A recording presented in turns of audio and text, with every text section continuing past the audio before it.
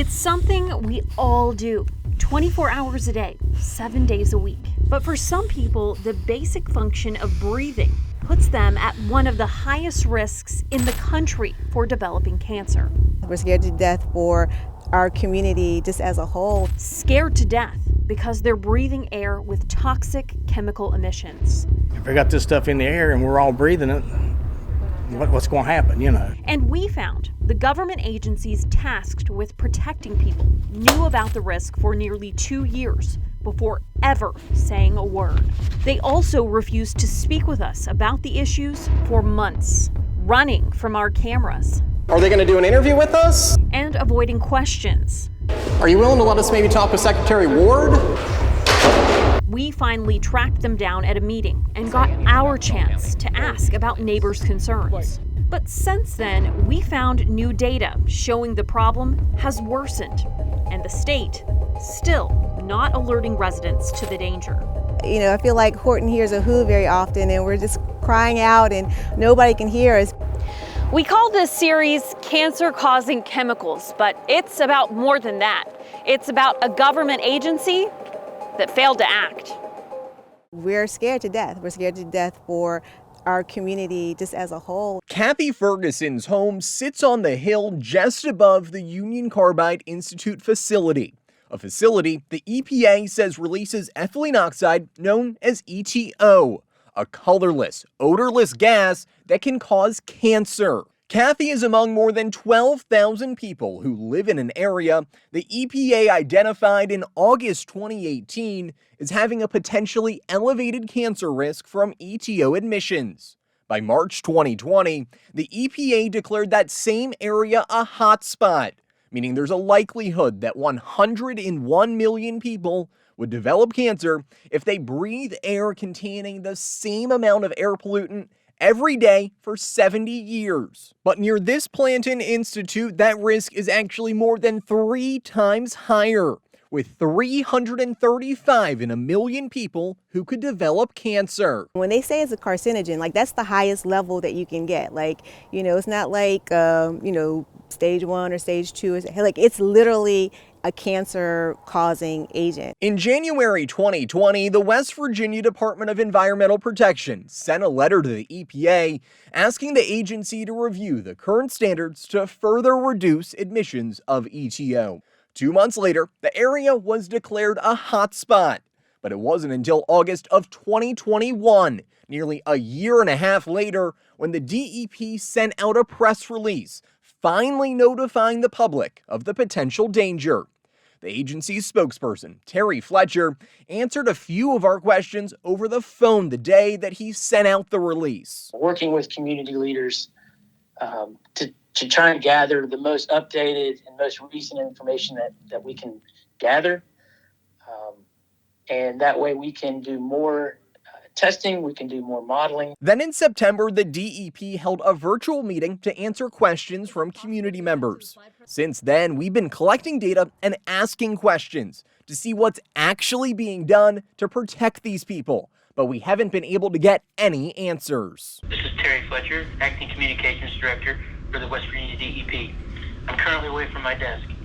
The best way to reach me is through my email at terry.a.fletcher@wv.gov. That's the message I got every single time I reached out to the DEP. Not a single one of my calls were picked up. Hi Terry, this is Brendan Tierney with WSAZ News Channel 3. Hi Terry, this is Brendan Tierney with WSAZ. Still trying to get in touch with you. I was giving you a call to follow up. And none of my calls or voicemails were returned. At the same time, I started sending emails requesting an interview like Fletcher's voicemail message instructed.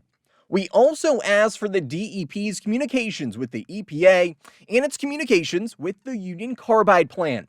In our initial email on January 13th, Fletcher responded a day later saying he was working on a response and should, quote, have something to you next week. But to date, we still have not received the information we requested, and our repeated requests for an interview were either told no one was available or Fletcher said he would answer our questions only via email. So I went to the DEP headquarters in Charleston in hopes of finally getting some answers. My name is Brendan Tierney. I'm a reporter with WSAZ News Channel 3. We've been trying for about a month to get in touch with Terry Fletcher with the DEP or Secretary Ward. We were hoping to catch him today. The receptionist said that she had to call upstairs and see who was available and told us to take a seat. After about 5 minutes of waiting, we were told that neither of them were in the office that day, and there was no one else from the DEP who was allowed to speak with us. Terry's supposed to be getting in contact with you, and he said that he would definitely get a hold of you and schedule that appointment. Well, we've been trying for a month now to schedule one, and he hasn't been able to get one for us. That's what we were hoping to do today. Yeah, he's not here today. He's not here today? Would he be in later this afternoon? I have no way of knowing. Okay. I just know that the secretary upstairs went around looking, and they're not here. Are we able to talk with her up there? She's not allowed to speak to the news. Okay. Is there anyone here who can today? No? Okay. When can I expect to hear back from Terry? Honestly, I have no clue. You don't know when? Okay. So just keep waiting? Yeah, I'm sorry. So we left with the promise that we would get an interview. But less than 5 hours later, Terry Fletcher emailed me saying, quote, "As I've mentioned previously, the WVDEP will not be providing an interview at this time, but if you have additional questions, we will address them via email." He also said for future interview requests, please submit a formal request through me and confirm the date, time, and location of the interview before showing up to the WVDEP facilities, and do not do so unannounced. Remember back on January 13th? That's when I started calling. I was just giving you a call to follow up on my voicemail from earlier this morning, as well as the email I sent you, because I haven't heard back quite yet. And emailing, formally requesting an interview through Fletcher. And we also want to point out the DEP headquarters is a public, taxpayer-funded building that anyone is allowed to enter. Well, Fletcher declined to talk with us on camera for this story. He kept directing us to this website that the DEP created about ETO admissions. So we went to that website and found this section called "What is the DEP doing to address concerns of ETO?" One of the first things listed on there is that the DEP asked the DHHR to do an assessment of the cancer registry in the areas near these plants. And according to the website, it found that there is not an elevated level of cancer due to ETO. So we asked the DHHR for that assessment.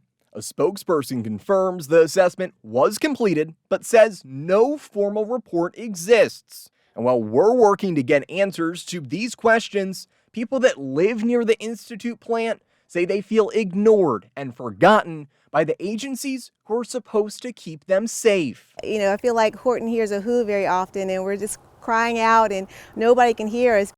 We did reach out to Union Carbide multiple times requesting an interview, but those requests were denied. We do want to point out that both Union Carbide facilities are operating within their permits, meaning they aren't violating any state or federal standards regarding ethylene oxide emissions. Now, the EPA isn't set to review or make any changes to those standards until the year 2024. But they did speak with us about what could be done in the meantime to address any concerns from their data. We're talking about a toxic that, if it affects the community, and there are disadvantaged communities that are vulnerable, that are overburdened, complying with a regulation doesn't necessarily mean that it's sufficient enough. We could possibly go in there and negotiate to try, with the state to negotiate for any additional work practices. We'll hear more from the EPA later on and get their thoughts on the risks to neighbors. We do want to point out we tried for about a month before our investigation aired to speak with someone at the state level at the Department of Environmental Protection, but our requests were denied. But we kept trying and even went to the governor, hoping to get answers.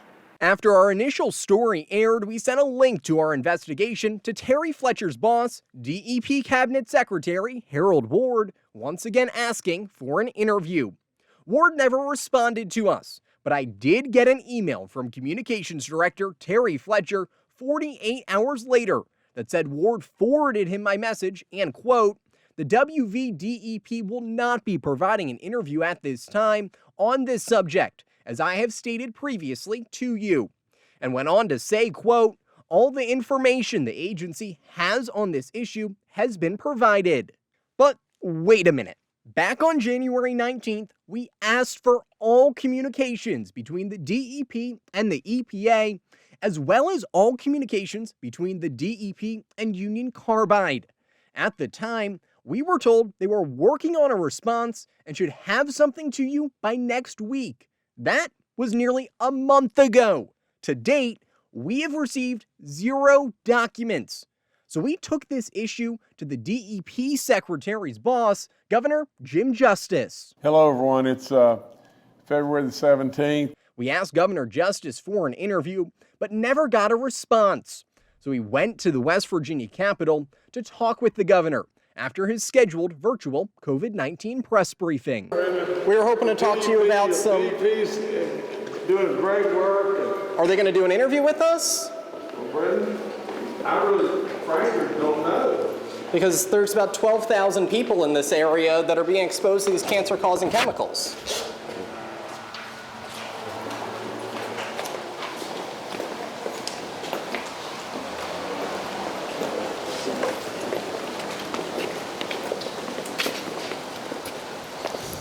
Governor, are you in touch with the EPA at all? We're in touch with everybody. What are you doing to protect people in these areas? The DEP does great work, Brendan. As Governor Justice drove away without answering our questions, we went back inside and tried to ask the communications staff if anyone else was willing to talk about the issue. Hey, Jordan, are you willing to let us maybe talk with Secretary Ward?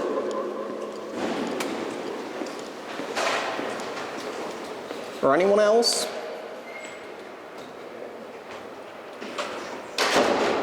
Clearly, they weren't interested in talking to us. But we did send our investigations to our U.S. and state senators who represent those areas. Each of them responded to us. Some even went on camera, including U.S. Senator Joe Manchin. I mean, you know, transparency and basically communication is the most important thing that we can do in the public sector. If you're a public servant, let the public know what's going on. If you don't know something, let them know you're working on it. If you do know something, tell them the good, bad, and the ugly, if you will. Coming up, just days after our investigations air, the head of the DEP speaks out for the first time, but not to our cameras. The social media video the agency posted in an effort to control the narrative. And months later, we finally get our chance to ask the question on everyone's mind. Do you think it's safe for people to live around these plants? Plus, new data, new dangers, but once again, no warning to neighbors. How our phone calls to the DEP sent them scrambling to update their website. We'll show you the important information they left out.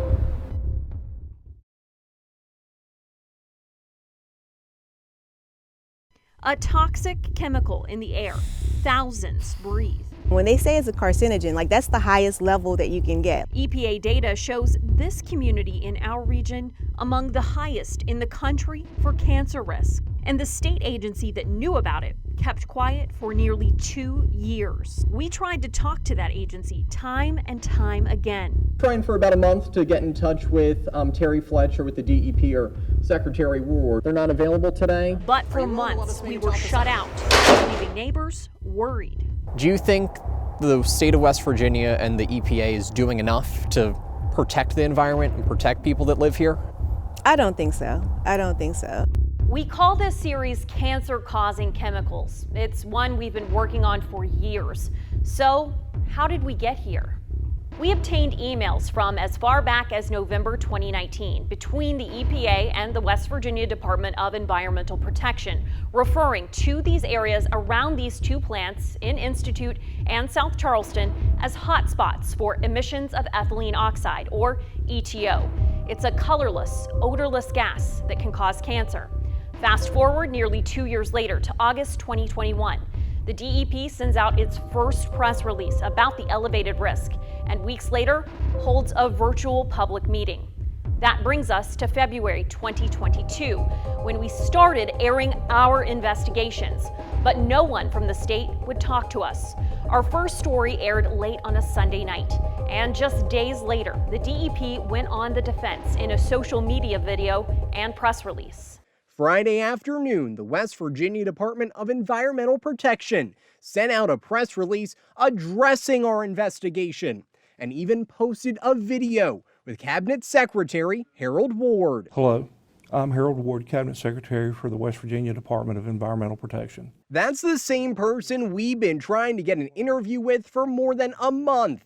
Remember, we started by calling his communications director. Hi Terry, this is Brendan Tierney with WSAZ News Channel 3. Hi Terry, this is Brendan Tierney with WSAZ. Still trying to get in touch with you. And emailing weeks ago. We even went to his office in hopes of sitting down with him. They're not available today? No, they're not here. When that didn't work, we went to Secretary Ward's boss, Governor Jim Justice, on Thursday. The DEP does great work, man. Clearly, they weren't interested in talking with us, but just 24 hours later, Ward appears in a video on the DEP's social media account.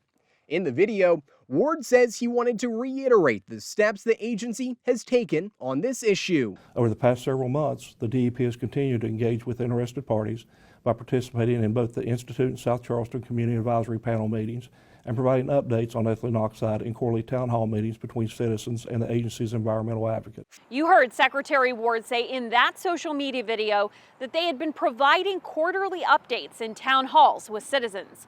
But at that point, the agency had only held one virtual public meeting you see here, despite knowing about the risk years earlier. The first in-person meeting wouldn't happen until about a month after our initial investigations aired, here at this rec center between the hotspot areas. That's where we finally got our chance to speak with the agency. These areas in Kanawha County were declared hotspots by the EPA in 2020. You guys waited until August of 2021 to send out a press release notifying the public about it. Why? Actually, we sent out a press release in 2019. That didn't say anything about Kanawha County or these plants.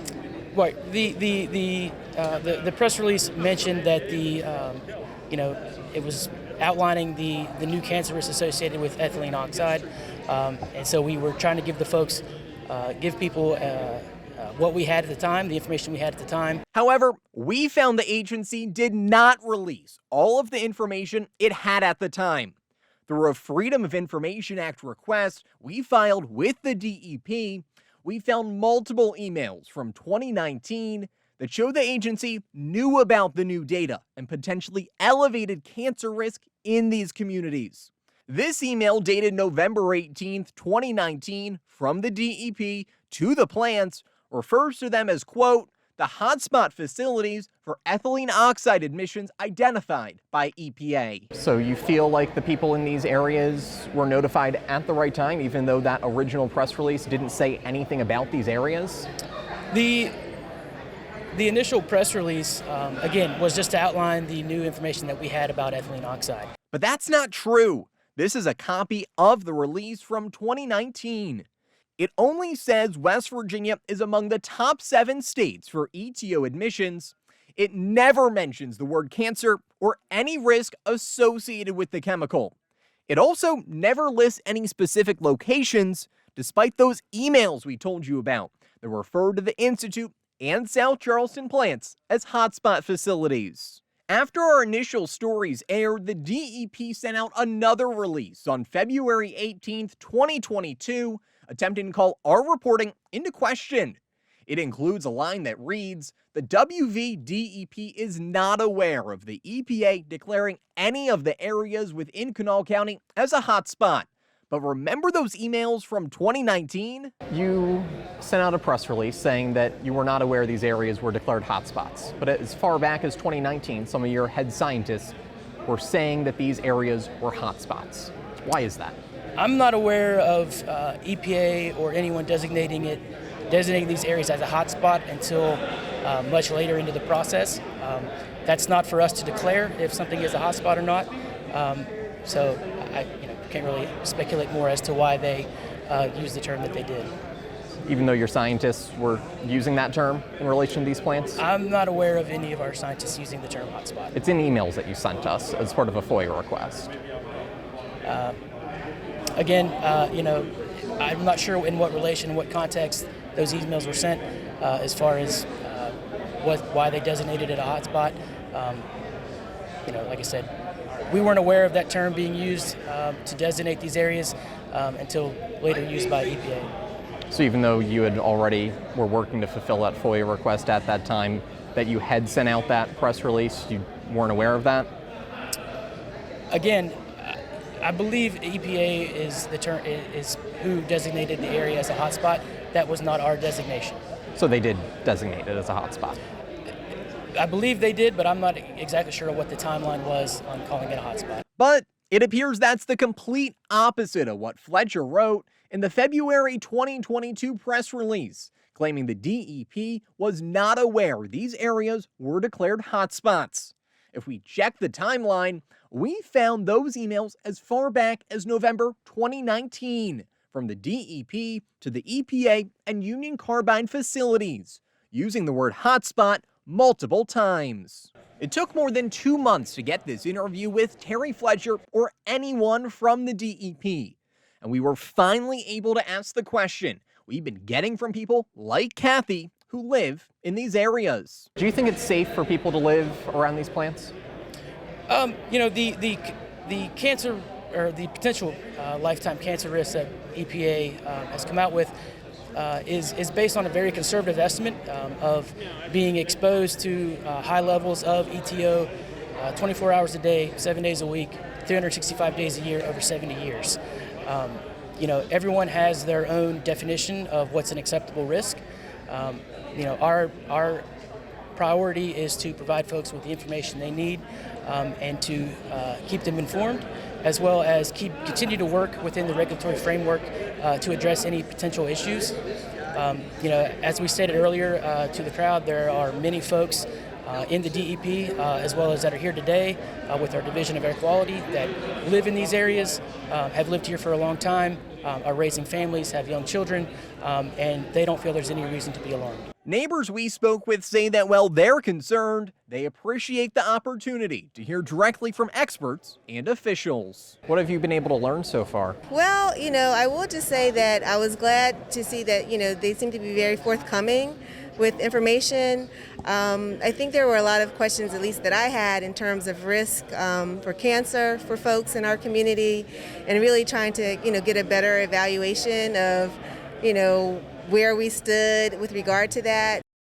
Since that public meeting, the EPA has released new, updated data that puts this North Charleston area near one of those plants, again, among the highest in the country for cancer risk. In March, the EPA released a new assessment based on 2017 data using a new tool called Air Tox Screen. The results showed lower emissions and put the areas around both plants below that hotspot level. But the EPA admitted the data used for the South Charleston plant wasn't updated, and the reality, the cancer risk for those who live downwind in North Charleston could have been much higher.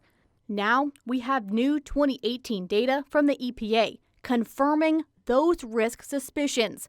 The new assessment on ETO admissions puts that North Charleston area, highlighted in dark blue, as having one of the highest cancer risks in the U.S. In fact, of the more than 75,000 areas the EPA says have some exposure to ETO admissions, you don't have to look far down the list to find North Charleston, because it ranks near the top at number 21. We reached out to the EPA to learn more about the data and to ask questions about the risk to neighbors. This particular census tract in Kanawha County in the North Charleston area shows a risk of 117 from ETO. Does that put them in a hotspot category based on that 100 in a million threshold? Where it puts it is at a level of concern for us. The national level analysis makes a number of assumptions, sometimes very conservative assumptions. We'd like to take a more localized approach, a more refined approach to better understand emissions, better understand risk, and then based on the results of that closer look, decide what type of state or federal regulatory action might be appropriate to reduce those emissions to protect the neighboring communities. At the state level, we also reached out to the DEP, the agency responsible for working with the plants to reduce emissions and for notifying residents of the risk. Remember, WSAZ obtained emails from November 2019 between the EPA and the DEP about the cancer risk associated with the plants.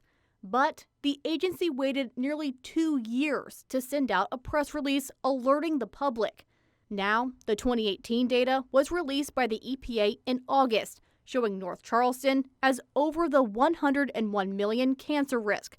So I reached out to the DEP, asking for an interview. Chief Communications Officer Terry Fletcher didn't answer. This is Terry Fletcher, Acting Communications Director for the West Virginia DEP. Or return my call. Hi, Terry. This is Emily Bennett with WSAZ. So I followed up with an email. Fletcher eventually responded, telling me DEP Secretary Ward was unavailable, but not before the agency took time to update their website.